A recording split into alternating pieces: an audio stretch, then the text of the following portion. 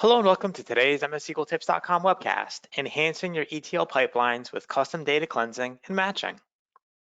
You know, it's amazing to me to hear about the terabytes and petabytes of more of data that companies have and technology professionals speak about all the time. I remember when I started my career, I never would imagine seeing a SQL Server database in the terabyte range, let alone petabyte range. Managing and running business intelligence processes against databases that big are really challenging, not just for business intelligence professionals, but also DBAs and developers. Challenges in terms of time, storage, data accuracy, performance, development complexities, reporting, business analytics, and more. But let's think about that for a second. How valuable is the data if it's inaccurate? Data has a lifetime just like everything else. Change is constant. How much does inaccurate data cost a business, and how difficult is it to ensure your data is accurate? Think about that for a second. Well, in today's webcast, Koen Verbeek is going to introduce you to one option from Melissa that'll help you improve the accuracy of your data and make your data the asset that the organization expects. He will do so with about 4 demos in terms of validating personal data, all the way to a custom data set related to, believe it or not, beer. I'm definitely looking forward to all of Koen's demos today and definitely appreciate the time he has taken to build this session and hope you appreciate it too. In terms of housekeeping items, please keep in mind today's session will be recorded and a follow-up email will be sent to all the attendees after the webcast to continue your learning. If you have any technical difficulties or questions during the webcast, please post them in the Q&A portion of your GoToWebinar controls. We'll try to have Koen answer as many questions as possible in today's session. We're also gonna have a few polls along the way today, so we are definitely interested in getting your feedback as well. Hey Koen, can you please take it away from here and help educate the community? Yes, I sure can. Thank you for the kind introduction. So everyone, welcome to the webinar, Enhancing Your ETL Pipelines with Custom Data Cleansing and Matching. My name is Koen Verbeek, and I'll quickly introduce myself. So I live in Belgium. I work for a consultancy company called AE, which stands for Adapt and Enable. I write a lot of articles for MSSQLtips.com, which is why I ended up here, obviously. And you can contact me at LinkedIn or on Twitter or on I have my own blog at SQLcover.com. So if for some reason you have a question and you were not able to ask it today, and questions will be taken at the end, you can contact me through one of those channels. Right, so the agenda for today is we're gonna cover the product Unison, which is developed by Melissa. So I'll quickly introduce the tool and I will do a very long demo because we only have 30 minutes.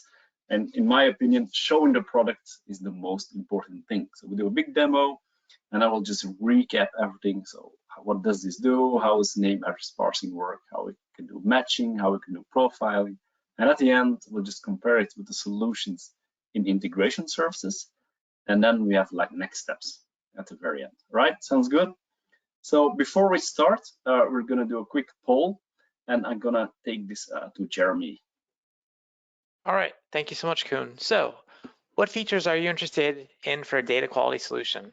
So option 1, verification, matching, and profiling. Option 2, simplicity and no code required. Number 3, high performance and high data accuracy rate. Number 4, collaboration among data stewards. And number 5, insightful reporting and workflows. So if everybody could please take a minute to vote, we certainly would appreciate it. We just want to have this poll up for about a minute or so and then continue with the session. We will be sharing the results from everyone with the community. So if you could please take a minute to vote, we certainly would appreciate it. So Koen, what do you think the number 1 answer is going to be? Can I see the options as well? So it's option 1 is verification, matching, and profiling. 2 is simplicity and no coding required. 3 is high performance and data accuracy. 4 is collaboration among data stewards, and 5 is insightful reporting and workflows. I think in most tools, simplicity is key, because if tools are overly complicated, then probably no one will use them. So they can be the best tool out there and it can be collaboration and everything, but if it's hard to use, I don't think people will actually use it. So I think simplicity is very important. You think simplicity, awesome. Well, there's one response that definitely jumped out. Definitely the numbers cooled off a little bit for that one, but I'm gonna go ahead and ask everybody to cast your final vote right now, and I'm gonna go ahead and close the poll and then share the results. All right, so I'm gonna go ahead and close the poll, share the results. So at 76%, and at one point this was like in the 90s, really early on with the voting, is high performance and high data accuracy rate. So definitely really interested to see that. Number 2, it's 61% insightful reporting and workflows. Number 3, at 58% verification, matching, and profiling. And number 4, simplicity and no coding required. And then number 5 at 24% collaboration among data stewards. So definitely really interesting, definitely really cool to see that. I'm going to go ahead and hide the poll, Kun. Please continue. All right, so I was way off in my answer, but that doesn't matter. We'll cover everything that from the poll inside this session. So onto the slides, it goes on. So we'll talk about Unison, which is a self-service data quality tool. So it has no code approach, so simplicity, and also enables collaboration between data stewards. But it also allows you to do verification, matching, and profiling. And in the demo, I will show you what exactly those terms mean. So we have it available in 2 versions. We have a software as a server version. This is browser based. So you don't need a browser. You can do it on any machine, Mac or PC or whatever. You just go to the website, you log in, and you can upload files and then create your data quality projects on them. Or you can use the infrastructure as a service version, which is containerized, where you install the software yourselves on a Ubuntu virtual machine, container, whatever. And this one is more high throughput, very scalable, and you can connect to databases and stuff like that. The demos itself are going to be on the browser version in this webinar. Right, so let's just jump straight into the demos. So here we have the Unison, and now I have to log in. And when you log in, you'll be taken straight to the dashboard where you can see how many files you have already uploaded, how many gigabytes you have left, what the projects have done, how many errors, row chains, and so on. But the most important part are the projects, of course. So let's start with a verification project. And verification means that you will take data and will try to parse it and check if it's actually correct or not.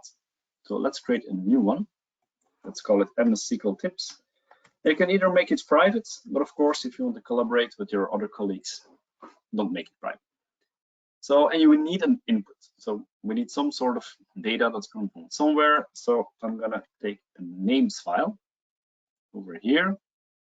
Now I'll have it open over here. So the names looks like this. It's just very simple CSV file, a couple of names written in different ways. So we can test how the tool reacts. And we have also some names that are double. So we have like a male and a female name, a couple or a family or whatever. Then we have some bad words in there as well, profanity, because the tool can also check for that. So we have just one input field. It's called full name. And we'll just, okay, save, we go to the next step. And then we need to add a task. So a task can be any of those, and you can add multiple tasks to a single project. In this case, we're just gonna stick to the name parsing. All right, so we say, okay, this is our inputs, and then we can have multiple output fields. We don't need company, for example. And as I mentioned, we can have 2 persons, a male and a female, or family, or whatever. So you can have like first name 1, first name 2, middle name 1, middle name 2, last name 1, last name 2.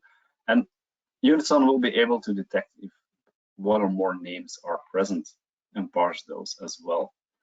We have a little gear icon over here where I can do more advanced settings, but it's important to note that it's no code. I don't have to write any code. I don't have to write .NET code or Python or any SQL code. Just click, finish, all just, you know, no code, only configuration. So I just want to say, okay, I also want to correct misspellings in the first name, because I had John Wayne in there in my sample data and it was misspelled.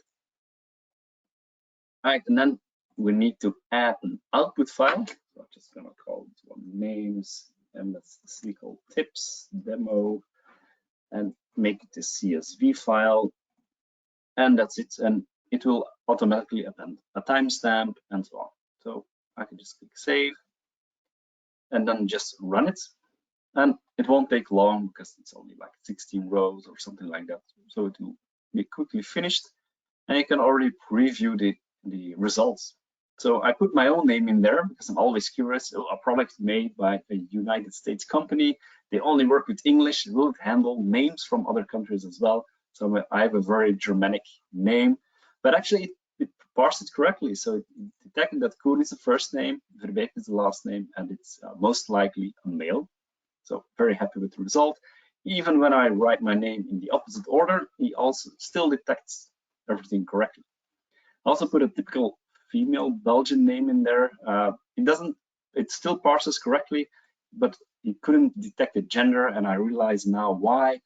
Because it's Joke in Dutch, but in English, of course, it's joke, and it probably thinks, okay, joke, that's not a male or female name. So kind of mishap over there, but with normal female names, you just detect it, okay, this is female, and so on. So Bruce and Wayne can be a first name, so he's not really sure, okay, which is the first name, which is the last name. If you write it like this, though, he will correctly detect that Bruce is the first name. You can detect prefixes, suffixes, and so on. The preview now only shows the first 10 rows. So I'll just take you to the actual output file. So I have saved one over here from an earlier run of this demo. And here you can see that it parses everything correctly. It says, okay, we have here 2 names, and it will say, okay, we have 2 first names, 2 last names, one is male, one is female, and so on. Here it will say, okay, it's profanity over here. But here we can see that, sorry, wrong button. John Wayne was written incorrectly, but he has actually corrected this first name. This was the option that I had to select as well. And here at the end, I want to put your attention to it. We have different result codes. Each result code has a distinct meaning, and we'll take a look at what those means here in the overview. So if you go to detailed reports, you can see all the different result codes, and we say, okay, parsing is successful. There was an error, there was something wrong, we detected some vulgarity. So there are different kinds of result codes. Why are they important? Because you can add a filter on your output file. So you can say, for example, I only want in this specific output file everything that was parsed successfully. Suppose you want to send out a mailing and you want to make sure they actually arrive at the correct destination. You can say, okay, give me only a file with successfully parsed names. And then maybe have an error file with error names, and then something that says, okay, I'm not really sure with unrecognized or vulgarity. You put them in another file for manual review, something like this. So you can create multiple output files and have those result set codes determine which rows go into which files, so you can have like multiple flows on how to handle the data. Let's take a look at an address parsing one. So I already created the project, and again, it's very easy to configure. Just say, okay, give me an input, then you add a task. In this case, it was a global address, so it's not only United States, but it's all over the world. So United States and Canada will be parsed most efficiently. You get a lot of extra data, while global, you still get some extra data, but not as detailed as United States. So in this case, I just did one single line. Again, I'm going to show you how this looks like. It's over here. So we just have one single field with just data in it, and most of the sample data is the Microsoft headquarters written in different ways. Then we have, I think this one is Google. We have a PO box over there, and then just some random address in the United States. Right, let's go back to Unison. So I only have one field with addresses, which is a nightmare. If you want to parse that using SQL, it's very hard to write something that will be able to parse all different variations of addresses. Here, just take one address, Unison. The default country is United States, so I don't have to do anything here. And then you can configure which output do you want. And you can already see there are fields that will be returned that were not actually part of the data. So it will, of course, take data like address line 1, the zip code, and so on, the country. It will also return longitude and latitude, which is very useful if you want to plot stuff on a map. For example, you have many Springfields in the United States, so you want to make sure you have the correct one. Or you have a Hoboken in Belgium, but you also have in Hoboken in the United States. So if you have longitude and latitude, you're always sure that you have the correct location on the map. And then it will return many other things as well. Even you can say like extra information, time zone, and remnants, and all other stuff that you can return. So again, no code that needs to be written, just clicky, draggy, droppy, and that's it. All right, and if I go back over here, I think I can just preview the output of the project that I've already run. So here I get again some result codes geocoded to rooftop level. That's one of the best you can have. That says I can actually pinpoint the exact building that you want to address. Community level, it's probably missing a house number, so it goes only to the street. And you get lots of stuff, maybe change something like the zip code or some premises stuff, and then other code. This is how correctly could I verify everything, and then some error codes as well. So we got that over here. If I go back to job status, and then we can review the results over here.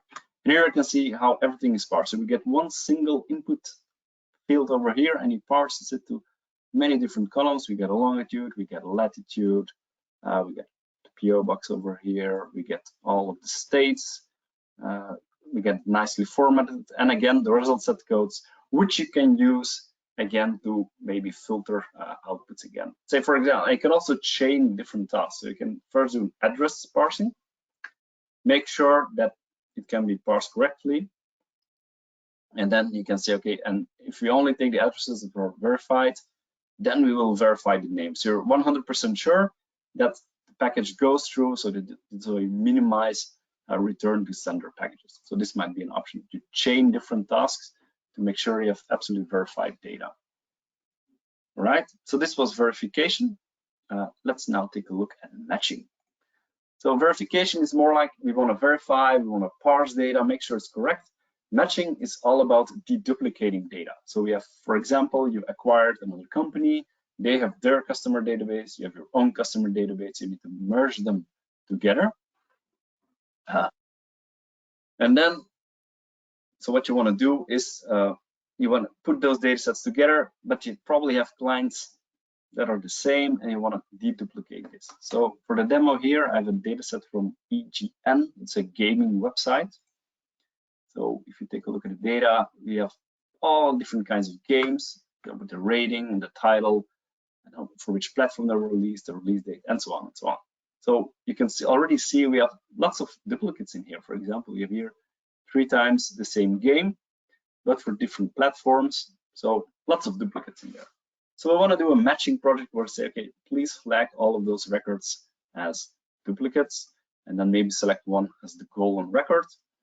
And there are many ways to do this. So let's take a look at the project that we configured.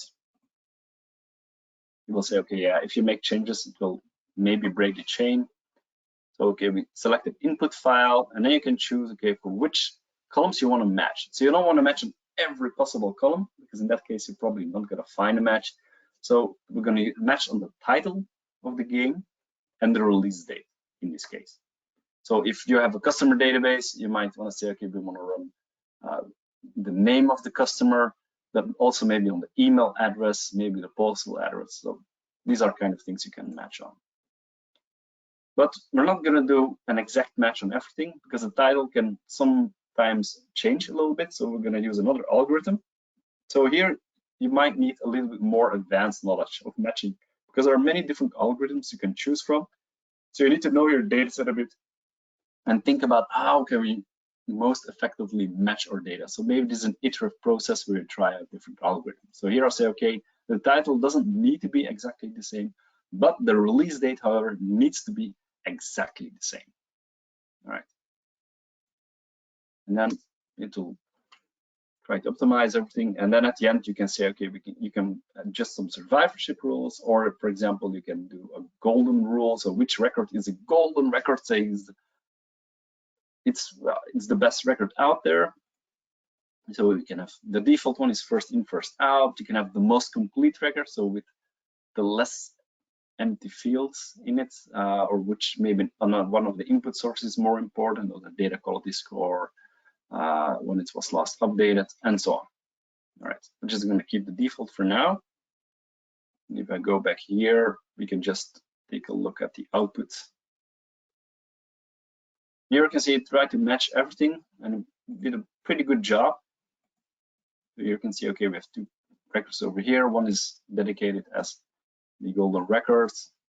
You can see, okay, even though the name was a little bit different, we still did a match on the release date and everything.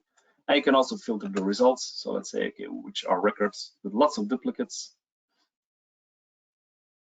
more than 7, for example. And here you can see there are some games which have lots of duplicates. I think this one, if I'm not mistaken, is the game from The Walking Dead. So they have released a lot of games apparently on the same date. So this is what meshing is, trying to deduplicate our data. All right. So the last thing we can do is profiling. Profiling is more of an ad hoc process where you have a data set and you want to just check, okay, what does this data set look like? What are the columns? What data is in the columns? Are there many null values? And so on. This is a data set about beers. It's my own data set. If I can find it. Nope, I closed it accidentally. So it looks like this. So it's from Untapped. It's an app you can have on your mobile device. And then when you drink a beer, you can scan the barcode and then it will say, okay, this beer from this brewery, it's this type of beer. And then you can assign a score, where you drank it, and so on and so on. So I requested my data. They gave me this CSV file and I was curious, okay, what kind of data is in this big CSV file? So I uploaded the Unison website. Then again, you need to create a title for your project. You add an input. And then you can select, okay, which columns you want to profile, and you can assign, if you already know a bit about your data sets, okay, this is probably just strings. This one is city, this one is state and country, this one is numeric fields, this one is a date, and so on. So you can do a bit of pre-configuration. And then you can say, okay, can detect if a column is sorted or not. I'm not particularly interested in this information for this data set. I'm more interested in what kind of data types are there, and the data statistics obviously is what I'm interested in. And at the end, we'll say, okay, now we can actually run the profile, which I've already done, so we can just look at the results. So you get this big dashboard over here. It will give some scores. And then you get for each field, you get like, is it unique, distinct, duplicates, patterns, and so on and so on. And so for some, you can actually see the data. So you click on here and you get, okay, these are all the different types of beer. Okay, that's interesting. While others maybe give you a little chart. You click over here and then you get a chart at the bottom saying, okay, this is what information you have. So you can click on all of those to get more information. You also get some potential problems, like we got a lot of profanity, empty values, data type mismatches, and so on. So you can click on here as well. And here we get like that most beers with apparently hell in the name, and Satan and stuff like that. They are flagged as profanity, so or vulgarity or whatever. And you can download this result set if you want to. And then we get the column statistics. So for each column, you get information. Okay, how many empty values, how many non-English characters, alphabetic, numeric, mixed, uppercase, lowercase. So you get all this information of your data set. So right, if you want to do a data science project, for example, it can be interesting that you run it through a profile first to get a feel about what the data is like, and get some more information out of it. All right, so this was a very long demo. So let's do a recap of what we just saw. All right, so we started with verification. So we have address cleansing, for example, something that Melissa is really good at. And then we define a project. You need to find an input, one more tasks, and then you have an output which can be filtered as well. So we have our input, in this case, just the address line, select which output that we want. And then you define an output. And as I mentioned, you can filter on it, so you can use the result codes, but they also define some predefined filters as well. And some very useful are, for example, the full address matches. Okay, this one needs to be read by the USPS, so the United States Postal Services. So if it has that result, it means the address is really, really good, and it's definitely able to deliver a package on that address, for example. And you have like for email, you have filters, for phones, you have filters, and so on. All right, and then you get the results for your addresses. And you can take a little more for names, pretty much the same. Just define your input, define your outputs, and you get everything sparse. And you can do some correction on the first name misspelled. And this is the actual result that we get from our name parsing.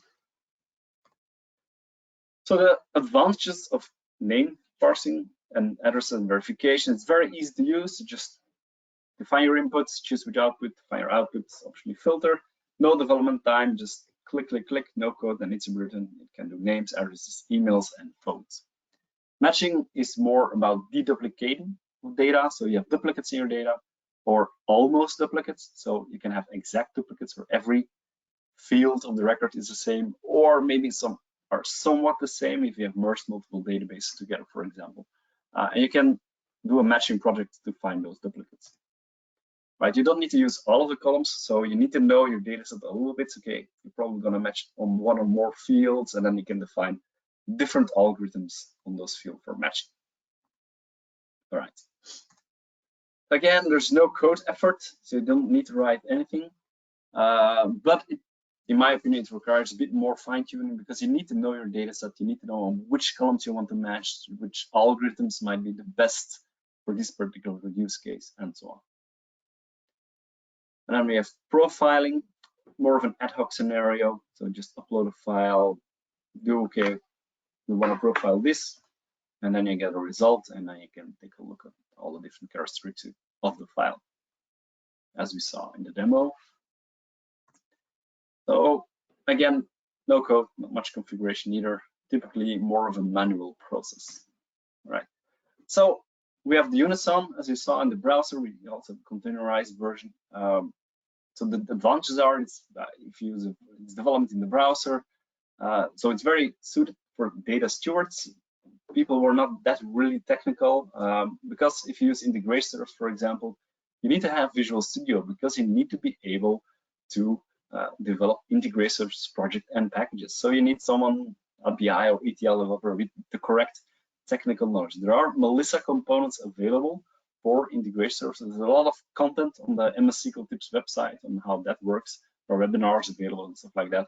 How you can work with the Melissa components, how you can do the same address verification and name parsing and profiling in integrate services. But again, you need technical people, right?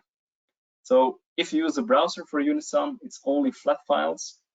However, if you use the containerized version, you can have also support for databases. So it's easier collaboration in Unison because people can just go to there, make their projects, upload files, run a project, share the output files. While integrate services, it's more of an ETL tool, can connect a lot of sources and can be scheduled really easily with integration services, with SQL Server Agent, for example. So next steps, just to recap, Unison is, in my opinion, a very easy to use tool, self-service, no code, ideal for data stewards. They can upload their files, they can collaborate together, they can watch the output together. So it has very powerful verification and matching. And if you use a containerized version, this one is more highly scalable for faster throughputs because you don't need to upload the data to the website and then it's processed by the Unison backend, but you can process itself, and they told me it's much, much faster. So we have one poll to wrap everything up. So I'll give the word back to Jeremy. Awesome, Koen. Thank you so much. So our poll, are you interested in learning more about Unison? Yes, a free trial. Yes, pricing information. Yes, personal demo. Yes, more information, or yes, but not right now. So if you could please take a minute to vote, we definitely would appreciate it. We do have a bunch of questions. If you do have questions, please feel free to post them in the GoToWebinar controls. So Koen, I'll kind of start first with a question related to parsing an address with either T-SQL code or SSIS. Is that possible? And I guess a follow-up question I have to that too is, with SQL code or SSIS natively, is there a way to actually validate the address is correct, like you showed with Unison? I'm not gonna say no, it's not possible, because a lot of things are possible if you throw enough code and time against it. But it's not something that I would be very happy to do because there are so many edge cases, especially if you go global. If you have just like United States, you have like a fixed format, and you know the data is gonna be in a fixed format, then okay, you can use substring or car index to find and then try to parse it. But if it's a global solution, there are so many different ways that countries use their addresses. Some don't even have house numbers. Some don't really have zip codes. Just the way that we in Belgium do our addresses is already a little bit different than we do it in the United States. So we write street name, house number, zip code down, and then we don't really have states. We have provinces, some sort of similar, and then we use a country. While in the United States, it's a different order. So if you hand code it yourself into SQL, that means, and you need to go global, you need to already have multiple versions of your code depending on each country. So it might be possible, but I think using like the Melissa components in integration services or using Unison is going to be a lot faster. Or maybe if you search for some .NET libraries or Python libraries, but it's still more a technical setup than you need to do here. But natively, SQL code or SSIS doesn't have a means to validate that the address is correct to a rooftop. No, you need to write everything yourself, or in .NET. In integration service, you can use .NET, and maybe there is some, I don't know, I'm not a .NET programmer, maybe there is some library that helps you parsing addresses, but then you need to import it on your machine and make sure it's included in deployments and everything. So it's always a more technical setup, or writing a lot of code. And even then, there's so many edge cases. So yeah, I'm not aware of anything in SQL that can actually validate that the address is correct to a rooftop. But no, totally understand. There was a question related to scheduling. If scheduling is actually available through SQL Server Agent, or is that something directly with Unison to schedule the packages in Unison? So in the browser version, you have schedules over there, but yeah, it's all file based. So I don't have tried the containerized version yet, so I cannot really answer in that regard. If you use integration services and use a Melissa components integration service, you can definitely use SQL Server Agent. Okay, awesome. Another question was related to essentially how much data can be processed. Again, I didn't really do a performance test. What I've seen is that the browser version, it can handle some data, but the containerized version, which you run yourself, is much faster. But I think someone else can answer that question better than I can. Sure. Yeah, this is John from Melissa. So currently there's no limit to the amount of data that can be processed through Unison, especially if you're using the self-hosted version, like Koen mentioned. Also, performance is going to depend on the actual machine that's hosting it. At like a baseline, maybe 1 million records per hour, but obviously go much faster than that if you were to throw more power at it or have a clustered setup. Awesome. Thank you, John. Appreciate that. Also, want to remind everyone, we do have a poll up there. Again, if you're interested in learning more about Unison, if you could please respond to the poll, we certainly would appreciate it. There are also 2 other handouts in your GoToWebinar controls. So if you'd like some additional information about Unison right now, you can download both of those. One of them is actually an article from MS SQL Tips in terms of getting started with Unison, and then another is from Melissa directly to get some data sheet information from them. So definitely check those out as well. All right, next question was related to workflows. So I believe you mentioned some workflows in part of your demos. How many workflows can you realistically have in a single project? Oh, I think John already answered this in the chat. He doesn't believe there's a limit to the number of workflows, but he's going to check with the dev team. Okay, so realistically, realistically we can cover what we need. Awesome. Yeah, but as always, keep it simple, I guess. Yeah, absolutely. Cool. Well, if there's any more questions from the community, please post them now. If not, we're going to go ahead and wrap up. Koen, do you have any final words? Yes, I have an extra slide. It's a lot of reference material on the MS SQL Tips website. And I think if you close the poll, yep, I'll go ahead and close the poll now. All right, go ahead. So if you can see my slides now again, see perfect. There's a lot of content in there on Unison itself, but also in the integration services of the Melissa component. So if you're interested in more or in the data quality report and stuff like that, be sure to check one of those references. The slides are going to be sent out, so they're just clickable URLs. So you can just go ahead and read everything. read Awesome. every one of them. Awesome. Thank you so much, Kuhn.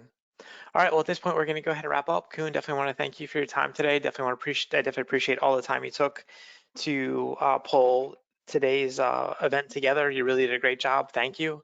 I just want to remind everyone, as Kuhn mentioned, that today's webcast is being recorded. We will be sending out emails for you to check out the archive and download the slides. This is Jeremy Cadlick. Have a great day, and please tell a friend about MSQL Tips. Thank you.